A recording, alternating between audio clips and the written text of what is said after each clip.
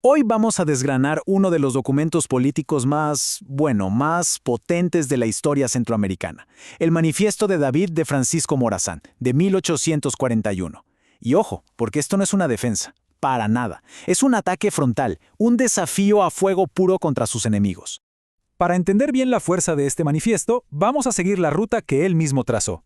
Primero, la acusación directa. Luego, veremos cómo define él la patria. Analizaremos su versión de la historia, cómo denuncia una traición y cómo todo esto lleva a la creación de un monstruo, para terminar con una profecía. Empecemos. Morazán no se anda con rodeos, arranca de una, sin justificaciones, señalando directamente a sus rivales y retándolos a un debate. Pero no un debate cualquiera, un debate frente al pueblo. Y con estas palabras pone las cartas sobre la mesa. Esto no es solo un panfleto político, esto es un juicio. Y deja muy claro quién va a ser el jurado, no una élite, sino el pueblo de Centroamérica. A ver, Morazán sabe perfectamente que la pelea no es pareja. Pero en una jugada retórica muy astuta, en lugar de quejarse, lo que hace es exponer punto por punto todas las ventajas que tienen sus enemigos en ese momento. Y aquí está la genialidad de su argumento.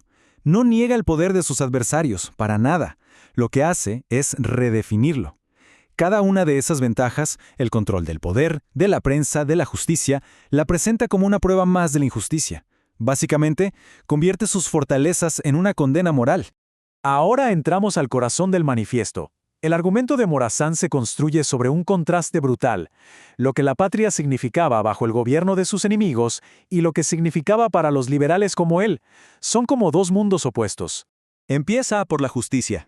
Por un lado, nos pinta un sistema donde el dinero básicamente lo borraba todo, y por el otro, un sistema donde cualquier error, por mínimo que fuera, se pagaba con la humillación pública. Esta comparación es durísima. Ilustra una dinámica de poder sin matices, una nación de amos y una nación de esclavos, blanco y negro. Para él no había un punto intermedio.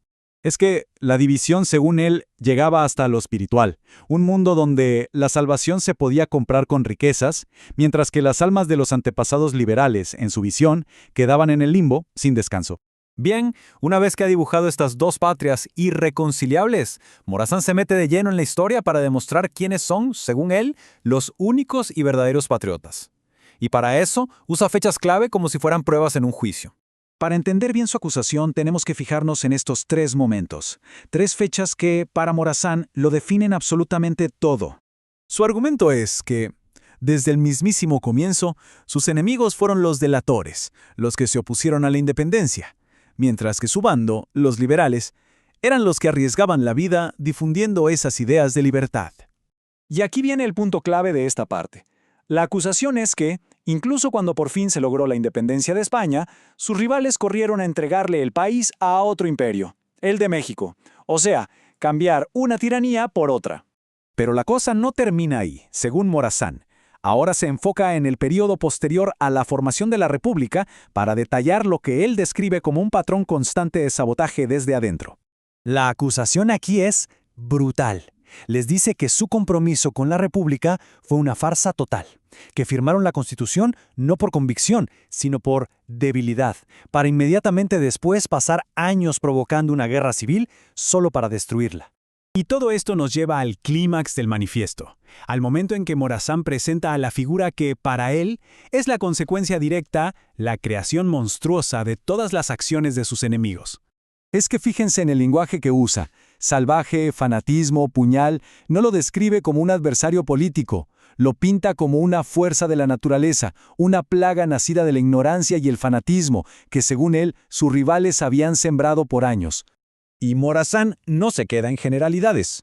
Para demostrar la barbarie de Carrera, da ejemplos. Enumera una lista de atrocidades concretas, horribles, para que no quede ninguna duda del tipo de terror que representaba. Y justo aquí, cuando parece que ya ha dicho lo peor, sube la apuesta. Dice que después de todos estos crímenes de Carrera, hay uno más. Un crimen que solo sus enemigos políticos podían cometer. Y ahí está, la acusación final. Para Morazán, el crimen imperdonable no fue lo que hizo Carrera, sino que sus enemigos lo recompensaron por ello. Le entregaron el poder absoluto como premio por tanta sangre derramada.